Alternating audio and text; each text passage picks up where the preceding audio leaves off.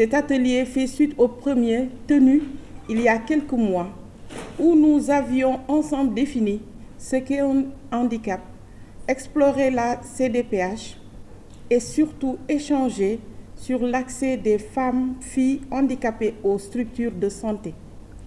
Les personnes handicapées restent encore au Sénégal des personnes discriminées, marginalisées et sont en grande vulnérabilité.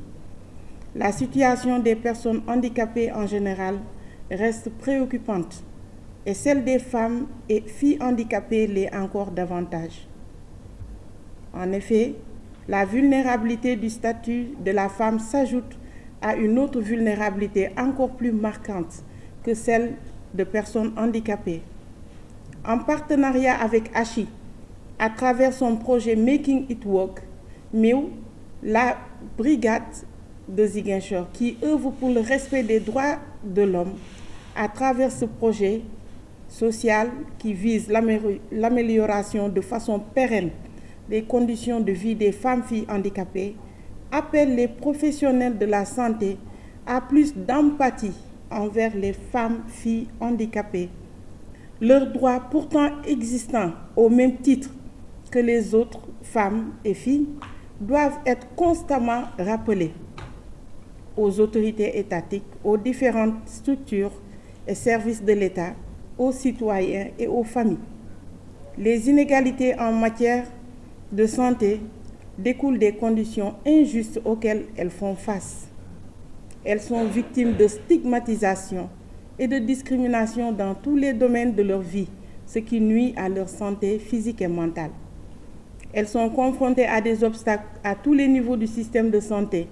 Certaines pratiques néfastes et croyances en matière de santé peuvent les priver du droit de prendre leurs propres décisions et autoriser toute une série de pratiques néfastes en matière de santé, telles que la stérilisation forcée, l'hospitalisation et l'administration d'un traitement sans consentement préalable et même le placement en institution. Cet état est accentué par des difficultés et ou le refus des familles à consacrer les ressources financières et du temps aux personnes handicapées. En raison de la pauvreté, de l'exclusion du système éducatif et de l'emploi et des mauvaises conditions de vie, les femmes handicapées sont exposées à un risque accru d'être en mauvaise santé et de voir leurs besoins en matière de soins de santé non satisfaits.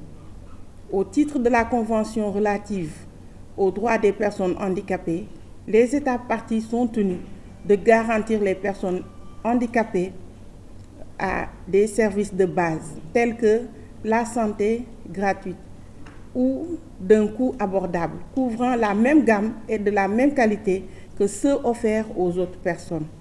Pour rappel, le Sénégal, à l'instar des autres pays, de beaucoup de pays, a ratifié en 2009 la Convention internationale relative à la protection des personnes handicapées et a voté la loi d'orientation sociale de 2010, dont l'une de ses composantes, la carte d'égalité des chances, est un véritable système de protection sociale, favorisant l'accès des personnes handicapées à des avantages multiples, tels que la santé, le transport, l'accès au crédit.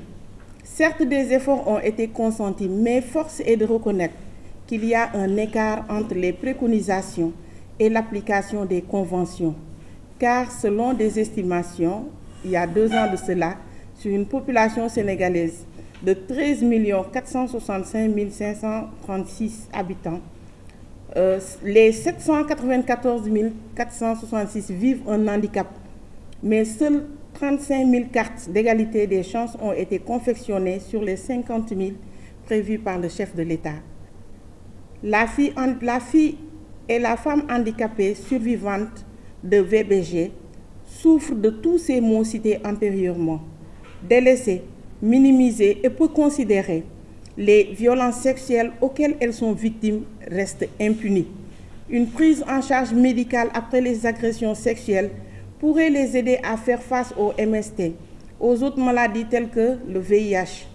À travers ce projet MIW, nous visons une nette amélioration de leur accès aux structures sanitaires et à la justice et à bien d'autres services qui contribueraient à leur épanouissement. L'atelier qui nous réunit aujourd'hui apportera des réponses aux questions soulevées lors du premier atelier pour une prise en charge effective de la survivante de VBG.